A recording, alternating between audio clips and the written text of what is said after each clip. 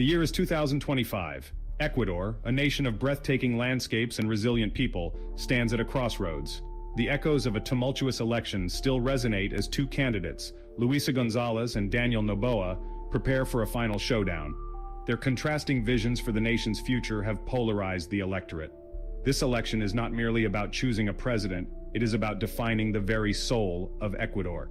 González, a seasoned politician, represents the enduring legacy of Rafael Correa. Her platform resonates with those yearning for a return to the social welfare programs and economic policies of his era.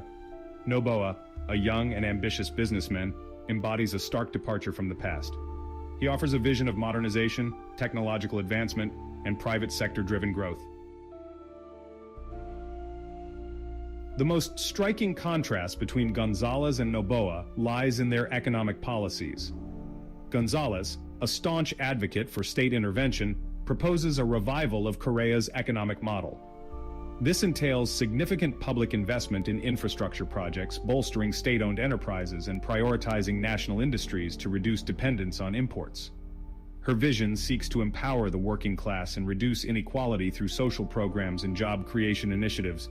Noboa, in stark contrast, champions a free market approach. He believes that attracting foreign investment, reducing bureaucratic hurdles, and fostering a business-friendly environment are crucial for economic revival. He proposes the creation of special economic zones to attract foreign companies and incentivize domestic entrepreneurship. His focus is on creating a competitive economy integrated into the global market. Both candidates recognize the transformative power of education. González, echoing her emphasis on social equity, advocates for increased funding for public education at all levels. She envisions modernizing existing schools, building new ones, and guaranteeing free access to quality education from early childhood to university. Her plan prioritizes technical and vocational training to equip young people with skills for the job market. Noboa, while acknowledging the importance of public education, seeks to introduce a more market-oriented approach. He proposes public-private partnerships to modernize schools, incorporate technology into the curriculum, and equip students with digital skills.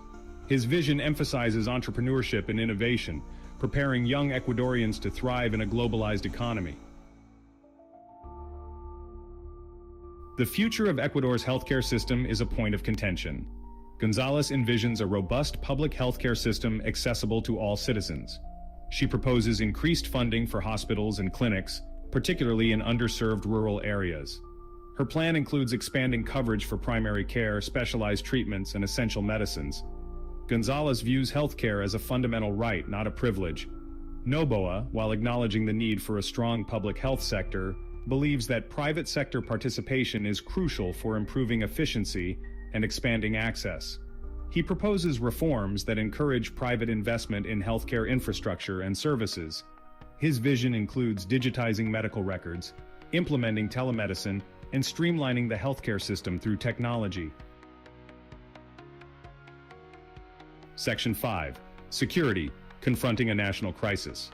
Security is a paramount concern for Ecuadorians. González proposes a multi-pronged approach that tackles both the symptoms and root causes of insecurity. Her plan includes strengthening law enforcement agencies, providing them with better training and resources, and implementing community policing initiatives to rebuild trust between citizens and the police. She also emphasizes social programs to address poverty, inequality, and lack of opportunities, which often fuel crime. Noboa adopts a more hardline approach, arguing that a firm hand is needed to combat organized crime and violence. He proposes modernizing the police force with advanced equipment and technology, creating specialized units to target drug trafficking and corruption, and increasing collaboration with international partners on security matters. His approach prioritizes law enforcement and swift, decisive action. Section 6. Environment, a shared responsibility. Ecuador, a nation renowned for its biodiversity, faces pressing environmental challenges. González recognizes the urgency of environmental protection. Her plan includes investing in renewable energy sources, promoting sustainable agricultural practices, and strengthening regulations to protect forests and ecosystems.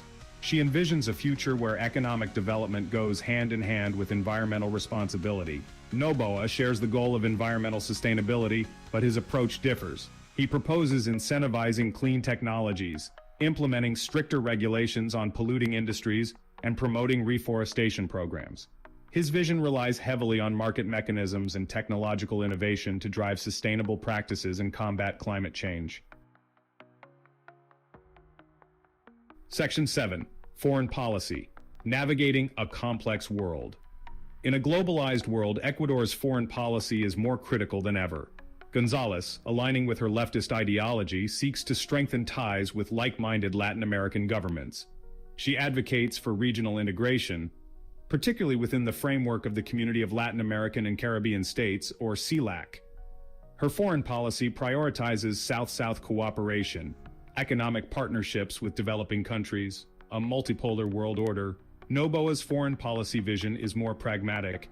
He prioritizes relationships with countries that offer trade opportunities, investment, technological collaboration. While maintaining Ecuador's traditional alliances, he seeks to expand the country's diplomatic and economic horizons. His approach is driven by national interest, seeking to position Ecuador as a reliable partner in the global arena. Section 8. Conclusion. A crossroads for Ecuador. As the 2025 elections approach, Ecuador finds itself at a crossroads. The choice between González and Noboa is not merely a choice between two candidates, but between two contrasting visions for the nation's future. González offers a vision rooted in social justice, state intervention, and a return to the policies of the Correa era. Noboa, on the other hand, presents a starkly different path, one defined by market-oriented reforms, technological advancement, and a greater role for the private sector. The outcome of this election will have profound implications for Ecuador's political, economic, and social landscape. It will determine the direction the nation takes in addressing its most pressing challenges, including poverty, inequality, security, and environmental degradation. Ultimately, the decision rests in the hands of the Ecuadorian people. While both candidates offer ambitious plans and promises, the true measure of their success will lie in their ability to navigate the complexities of governing. They will face the challenge of uniting a divided nation, addressing deeply rooted structural issues, and delivering tangible improvements in the lives of ordinary Ecuadorians.